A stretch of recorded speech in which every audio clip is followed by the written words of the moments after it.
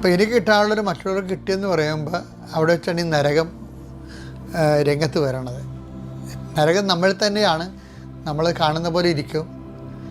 നരകം എന്ന് വെച്ചാൽ ബൈബിളിൽ പറയുന്ന നരകം നമ്മൾ തന്നെയാണെന്നല്ല ഞാൻ പറഞ്ഞത്. നമുക്ക് വേണമെങ്കിൽ നരകത്തെ സൃഷ്ടിക്കാൻ പറ്റും നമ്മുടെ രീതിയിൽ. ഇപ്പം മറ്റുള്ളവൻ അതൊരു മൂല്യമാണ്, വാല്യൂ ആണ്.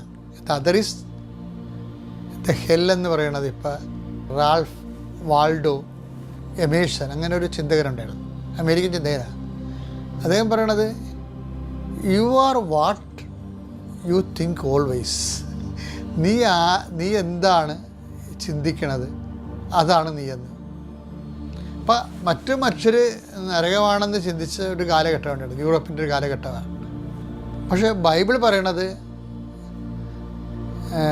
പ്രത്യേകിച്ച് പുതിയ നിയമം പറയും, ഇത് അതർ ഈസ് ഹെൽ എന്നല്ലേ പറഞ്ഞത്, അതർ ഈസ് ഹെവൻ എന്ന് പറയും. അതാണ് ബൈബിള് ലോകവും തമ്മിലുണ്ടാകുന്ന ഒരു ഫ്രിക്ഷൻ്റെ കാര്യം. അതാണ് കാര്യം. ലോകം ഉപയോഗിക്കുന്ന മൂല്യമല്ല ബൈബിൾ മുന്നോട്ട് വെക്കുന്നത്. എന്തുകൊണ്ടെന്നാൽ എനിക്ക് വിശന്നു, നിങ്ങളെനിക്ക് ഭക്ഷണം തന്നു. എനിക്ക് ദാഹിച്ചു, നിങ്ങളെ കുടിക്കുവാൻ തന്നു. ഞാൻ പരദേശിയായിരുന്നു, നിങ്ങൾക്ക് അഭയമരളി. ഇപ്പം ആ അതർ എന്താണ് അവിടെ?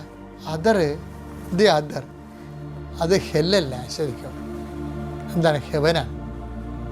മറ്റു മനുഷ്യർ എനിക്ക് സ്വർഗം ദൈവത്തിൻ്റെ കൂടെ ദൈവസ്ഥമാകാനുള്ള ഒരു സാഹചര്യം സൃഷ്ടിക്കുന്നത് എന്താണ്? ഇത് അതറാണ്. അതർ ഈസ് മൈ ഹെവൻ. പക്ഷേ ബൈബിൾ അതാണ് യൂറോപ്പിനെ പഠിപ്പിച്ചതെങ്കിലും പിന്നീട് യൂറോപ്പിൽ ദൈവത്തെ മാറ്റി നിർത്തി കഴിഞ്ഞപ്പോൾ അതർ ഹെല്ലായി.